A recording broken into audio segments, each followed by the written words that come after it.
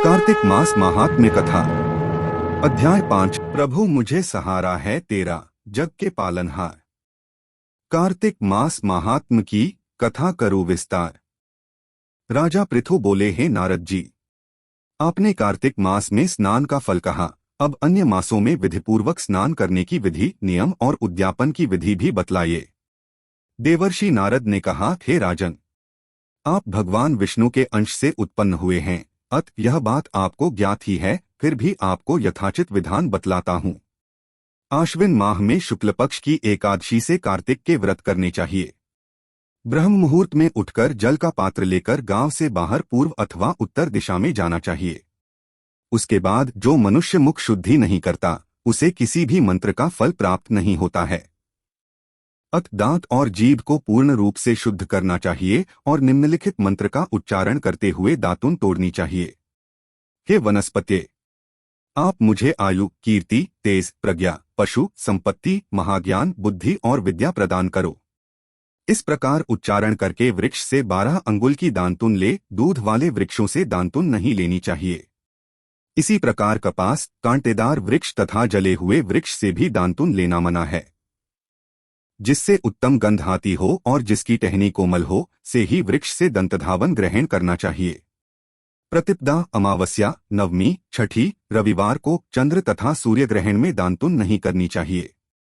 तत्पश्चात भली भांति स्नान करके फूलमाला, चंदन और पान आदि पूजा की सामग्री लेकर प्रसन्नचित्त व भक्तिपूर्वक शिवालय में जाकर सभी देवी देवताओं की अर्घ्य, आचमनीय आदि वस्तुओं से पृथक पृथक पूजा करके प्रार्थना एवं प्रणाम करना चाहिए। फिर भक्तों के स्वर में स्वर मिलाकर श्रीहरि का कीर्तन करना चाहिए।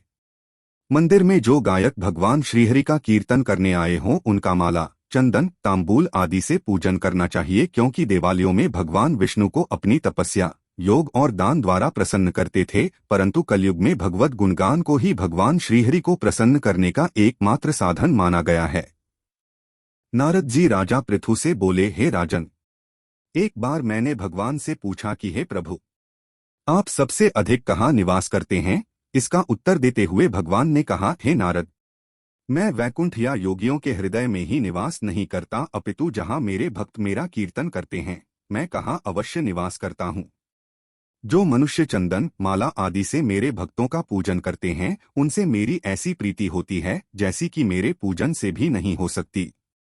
नारद जी ने फिर कहा, शिरीष, धतूरा, गिरजा, चमेली, केसर, कंदार और कटहल के फूलों व चावलों से भगवान विष्णु की पूजा नहीं करनी चाहिए। अड़हल, कंद, गिरीश, जूही, मालती और केवड़ा के पुष्पों से भगवान शंकर की पूजा नहीं करनी चाहिए। जिन देवताओं की पूजा में जो फूल निर्दिष्ट हैं, उन्हीं से उनका पूजन करना चाहिए। पूजन समाप्ति के बाद भगवान से क्षमा प्रार्थना करनी चाहिए, यथा, हे सुरेश्वर, हे देव, न मैं मंत्र जानता हूँ न क्रिया, मैं भक्ति से भी हीन हूँ, मैंने जो कुछ भी आपकी पूजा की है उसे पूरा करें।